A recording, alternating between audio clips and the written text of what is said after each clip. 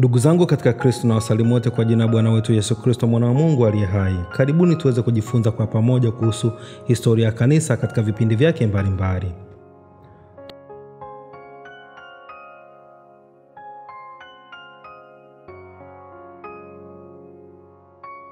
Tuanze kujifunza historia ya kanisa kwa kuiangalia sehemu ya kwanza ya makala hii kama ifuatavyo.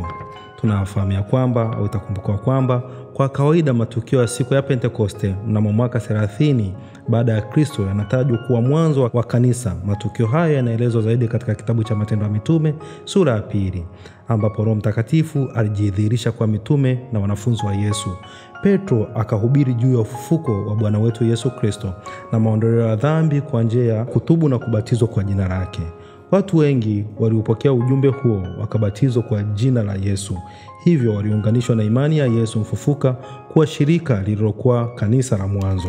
Mwandishi wa kitabu cha Matendo ya Mitume ambaye ni Luka anatueleza katika kitabu hicho maisha ya kanisa la mwanzo yalivyokuwa, yaani namna ambavyo waumini wa mwanzo walivyokuwa wakiishi huko Yerusalemu. Katika kitabu cha Matendo ya Mitume sura ya 2 aya 42 mpaka 47 mwandishi anaeleza na nukuu: hao wote waliendelea kujifunza kutoka kwa mitume, kuishi pamoja kindugu, kumega mkate na kusali. Miujiza na maajabu mengi yalifanyika kwa njia ya mitume, hata kila mtu akajawa na hofu. Waumini wote waliendelea kuwa kitu kimoja na mali zao waligawiana. Walikuwa wakiuza mali zao na vitu vyao, kisha wakagawana fedha kadri ya mahitaji ya kila mmoja wao. Waliendelea kukutana pamoja kila siku hekaluni, lakini wakati wa kumega mkate walikutana katika nyumba zao, wakashiriki chakula hicho kwa furaha na moyo mkunjufu. Walimtukuza Mungu, wakapendwa na watu wote. Kila siku Bwana aliongeza idadi ya waumini waliokuwa wakiokolewa. Nimenukuu kutoka katika kitabu cha Matendo ya Mitume sura ya 2 aya 42 mpaka 47. Pia katika kitabu cha Matendo ya Mitume sura ya 4 aya 32 mpaka 35 tunajifunza namna ambavyo waumini au kanisa hilo la mwanzo waliweza kuishi kama jamaa moja. Na nukuu: jumuiya yote ya waumini ilikuwa na moyo mmoja na roho moja.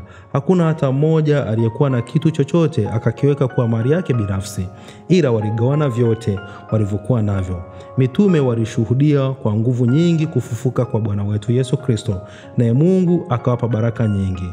Hakuna mtu yeyote aliyetindikiwa kitu, maana waliokuwa na mashamba au nyumba walikuwa wanaviuza na kuwakabidhi mitume fedha hizo, zikagawiwa kila mmoja kadri ya mahitaji yake. Mwisho wa kunukuu kutoka katika kitabu cha Matendo ya Mitume sura 4 aya 32 mpaka 35. Tunaendelea kujifunza kwamba Wakristo hawa walikuwa Wayahudi, waliishi kadri ya utamaduni na ustaarabu wa Kiyahudi, yaani walikwenda kusali hekaluni. Walishika Sabato na sheria zote za Musa. Wakristo hao walisoma Biblia, hasa vitabu vya Musa na manabii, ila mitume walivifafanua kadri ya maisha na mafundisho ya Bwana wetu Yesu Kristo, wakionyesha kwamba yeye ni Masiha, yaani Kristo aliahidiwa na manabii toka mwanzo katika vitabu vya Agano la Kale. Waumini walibatizwa kwa jina la Yesu, wakazoea kukutana siku ya kwanza ya juma, yaani Jumapili, maana yake siku ile Yesu alipofufuka, wakiumega mkate, yaani katika Ekaristi waliadhimisha mateso, kifo na ufufuko wa Bwana wetu Yesu Kristo. Wakristo hao wa kwanza walisifiwa kuwa na umoja kamili wa kidugu, wakishirikiana hata na mali zao. Mitume walihubiri kila mahali kutokea Yudea hadi Samaria. Idadi ya waamini ikaongezeka maradufu. Baada ya idadi ya waumini kuongezeka, kukatokea malalamiko au changamoto kutoka upande wa waumini wa Kigiriki kwamba wajane wao waliokuwa kati yao hawakusaidiwa sawasawa. Wagiriki hao pia walikuwa Wayahudi, ila kwa sababu walitoka katika sehemu mbalimbali za dola za Kirumi, walizoea utamaduni wa Kigiriki, wakasoma Biblia katika tafasiri ya lugha ya Kigiriki. Waumini wa Kiebrania walikuwa Wayahudi, yaani Wakristo wenyeji waliotumia lugha ya Kiaramu, yaani Aramaic language kwa tafasiri ya lugha ya Kiingereza. Hivyo Petro aliona tatizo lao, akaamua kwamba viongozi 7 wa Giriki wachaguliwe kwa ajili ya waamini wa Giriki.